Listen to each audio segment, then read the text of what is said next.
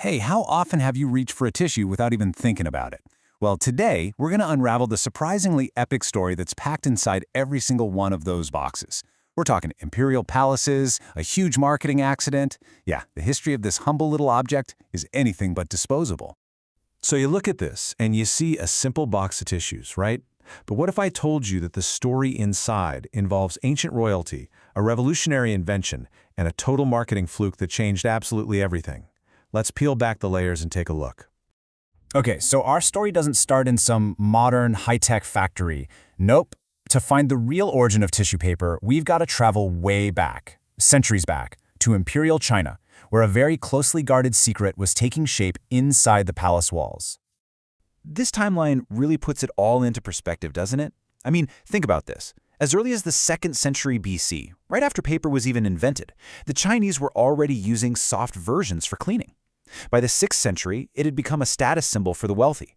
But here's the wild part. In the 14th century, it was being mass-produced, but only for the emperor and his court. For hundreds of years, this was an unbelievable luxury, just a world away from the everyday thing we know now. So, let's fast forward to 1924. This is when the Kleenex brand finally brings facial tissue to the United States. But here's the twist. It wasn't for colds, not for sniffles. They had a completely different use in mind, one that pretty soon would get totally turned on its head by their own customers. Okay, this is where the story gets really fascinating. The original pitch was all about cosmetics, using these sheets to remove makeup and cold cream, but then something totally unexpected happened. People started writing letters to the company saying, "Hey, these are great for my hay fever," or for blowing their noses. And the company actually listened. In what has to be one of the most brilliant moves ever, they completely pivoted their marketing to match how people were really using the product.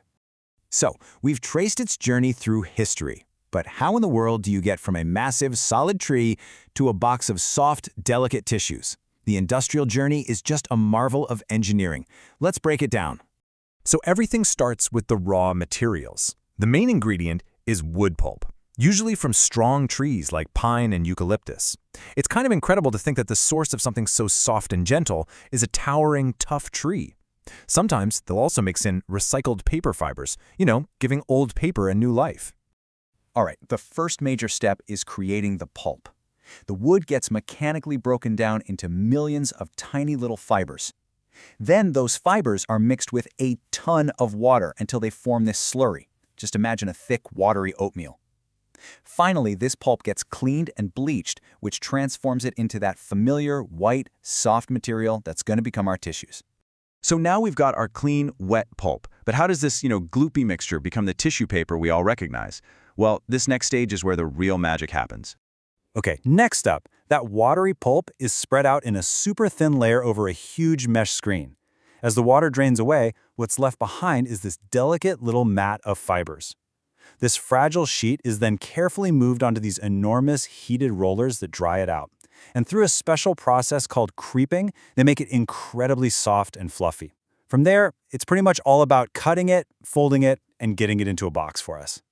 So, after that whole incredible journey, from ancient Chinese courts through a crazy marketing pivot and from a forest all the way to a factory, what is tissue paper at its very core?